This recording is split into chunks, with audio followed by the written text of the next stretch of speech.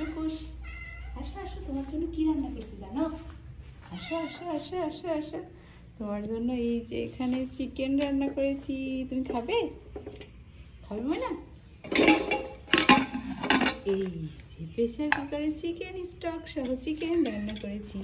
আসো আসো, তুমি উপরে আসো, উপরে আসো। দেখো দেখো কি রান্না করেছি, এই যে এখানে দেখো দেখলাম এর মধ্যে কি রান্না করেছি তোমার জন্য। হ্যাঁ, কি রান্না করেছি? চিকেন স্টক, চিকেন চিকেন রান্না করেছি। এটা খুলেন, তোমার জন্য চিকেন রান্না করেছি। এই যে টুকুলানির জন্য চিকেন রান্না করেছি। টুকুলান, তুমি কি এই হাড়টা খাবে? এই যে রান্না করেছি, এই যে একটা বড় মাংস, একটা বড় রান, এই সব কে খাবেলে? টুকুলানি খাবে নাকি?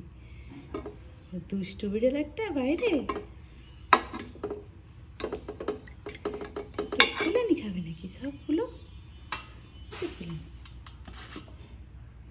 তুমি খাবে নাকি? স্টক সহ টুকুলানি বরাবরই স্টক সহ চিকেন খেতে অনেক বেশি ভালোবাসে, এই জন্য আমি সবসময় ওর চিকেন রান্নার সময় একটু বেশি পরিমাণে পানি দিয়ে থাকি, আর ও সেটা এরকম মজা করে খায়। আমার টুকুলানি সবসময় চিকেন স্টক খায়, আমার দুইটা বিড়ালি খায় আলহামদুলিল্লাহ। তো আজকে টুকুসের জন্য চিকেন রান্না করেছি। আজকে সকালবেলা আমার আপু মুরগিটা নিয়ে এসেছে, একটা 2 কেজি ওজনের মুরগি 4 ভাগ করেছি করে ওর জন্য রান্না করেছি। যেহেতু পিকামনি নেই তাই টুকুসের 2-3 দিনের বেশি হয়ে যাবে এই চিকেন যতটুকু পরিমাণ রান্না করেছি। আর পিকামনি থাকলে একটু বেশি পরিমাণে খেয়ে ফেলে, তাই বেশি দিন যেত না, একদিনের মধ্যেই প্রায় শেষ হয়ে যেত।